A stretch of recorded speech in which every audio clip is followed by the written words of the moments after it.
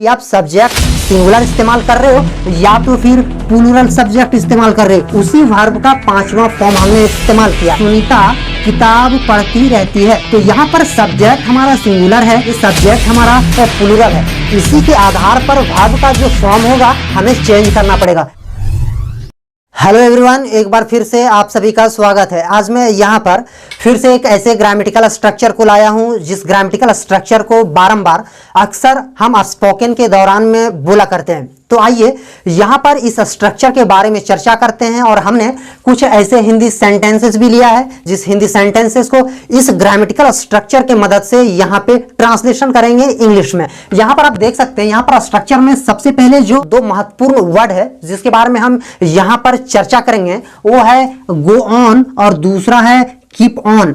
यहाँ पर go on या तो इसका V5 अगर ये देखा जाए तो गोज ऑन, कीप ऑन, और यदि इसका वर्ब का पांचवा फॉर्म बनाया जाए तो होगा कीप्स ऑन, यानी सब्जेक्ट के अनुसार इसका यूटिलाइज होगा। अब यहां पर देखिए गो ऑन और कीप ऑन, इससे यह पता चलता है कि कोई भी काम बरकरार रहता है। या तो आप इन सेंटेंसेस को यदि आप पढ़ते हैं वह हंसता रहता है, या तो वह गाती रहती है, मैं सुनते रहता हूं। यानी कोई भी सब्जेक्ट यदि किसी भी कार्य को करता है तो उस कार्य में उस सब्जेक्ट का कंटिन्यूटी शो होता है। तो यहां पर ऐसे परिस्थिति में आपको सब्जेक्ट, उसके बाद गो ऑन या तो फिर कीप ऑन, ये दोनों में से किसी एक फ्रेज को इस्तेमाल किया जा सकता है। आगे यहां पर है वर्ब का चौथा फॉर्म यानी वर्ब ING। अब आइए यहां पर सबसे पहले है वह हंसता रहता है।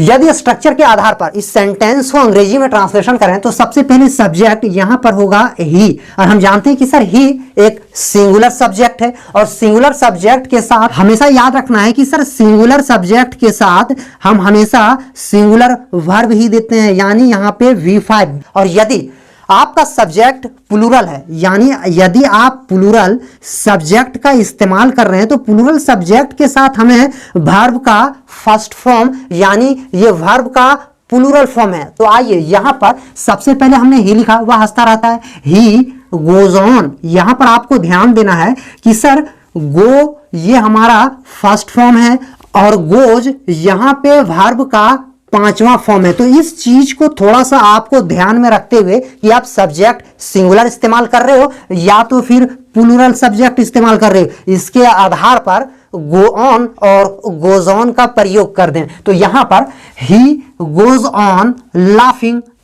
आगे यहां पर है वह गाती रहती है, तो यहां पर सब्जेक्ट हमारा सिंगुलर है तो यहां पर हमने शी लिखा। अब यहां पर मैं गोज ऑन का प्रयोग नहीं बल्कि कीप्स ऑन का प्रयोग करता हूं, शी कीप्स ऑन सिंगिंग।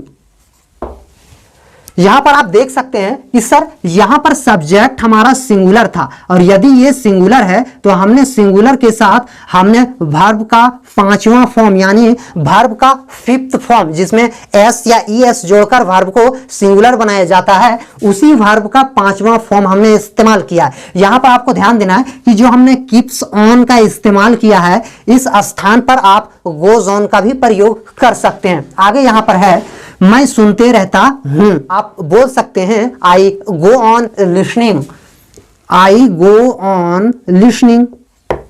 आगे यहां पर दिया हुआ यह बच्चा खाते रहता है, तो यहां पर यह बच्चा एक सिंगुलर सब्जेक्ट है, तो यहां पर लिखेंगे this child keeps on eating, यानी यह बच्चा खाते रहता है। या तो आप ऐसे भी बोल सकते हैं this child goes on eating, this child goes on eating. यहां पर आगे दिया हुआ है सुनीता किताब पढ़ती रहती है, तो यहां पर सुनीता चूंकि एक सिंगुलर सब्जेक्ट है तो हमने यहां पर सुनीता लिखा, और सुनीता यदि सिंगुलर सब्जेक्ट है तो इसके साथ वर्ब का पांचवा फॉर्म यानी सुनीता पढ़ती रहती है, Sunita goes on reading.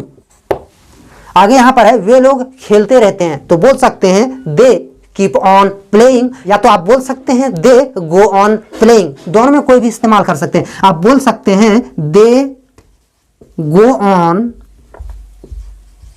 Playing, या तो आप ये भी बोल सकते हैं दे कीप ऑन प्लेइंग।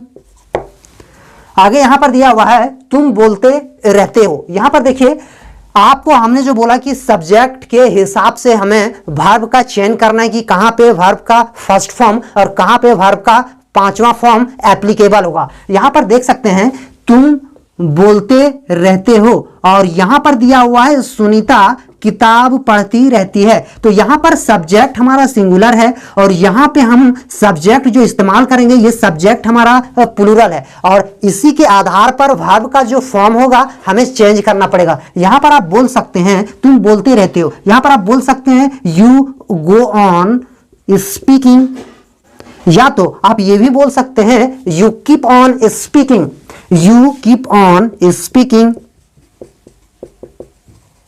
मैं उम्मीद करता हूं कि ये जो फ्रेज कीप ऑन और गो ऑन, या तो इसका वर्ब फिफ्थ फॉर्म में यदि कन्वर्ट किया जाए गोज ऑन और कीप्स ऑन, इसका सही यूटिलिटी सेंटेंसेस में कैसे प्रयोग किया जाए ताकि हम ग्रामेटिकली प्योर सेंटेंस बनाते हुए इस फ्रेज का सही इस्तेमाल करना सीख लें। मैं उम्मीद करता हूं कि ये वीडियो या तो ये कॉन्सेप्ट आपको समझ में आ चुका होगा। वाकई ये कॉन्सेप्ट आपके लिए बेनिफिशियल है और हमने आपको कुछ इंफॉर्मेशन दिया, आपके अवेयरनेस में इंक्रीमेंट लाने के लिए हमने कोई एक किरदार निभाया। तो भाई वीडियो को लाइक करो, चैनल को सब्सक्राइब कर दो और हाँ, ज्यादा से ज्यादा इस वीडियो को शेयर कर दो।